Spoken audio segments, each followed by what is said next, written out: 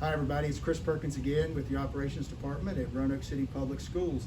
I'm here today to talk about ventilation and what we have done to prepare our schools for the pandemic that we are facing as a nation and as our city.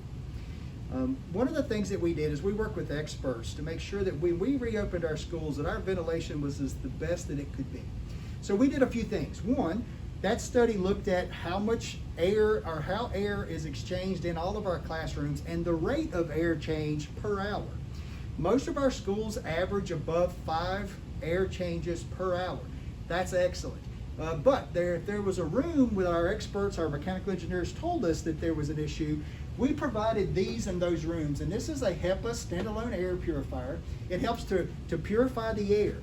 Another thing that we did on all of our ventilation systems is we added bipolar ionization units. And what that is an ultraviolet light source which purifies the air. And I won't get into all the details on how it does that, but our mechanical engineers say that these are in over 200,000 buildings across the United States. That helps us clean the air, and with that air change, and the other thing that we do is we actually purge every school after school and then again before we open school and fill it with fresh air.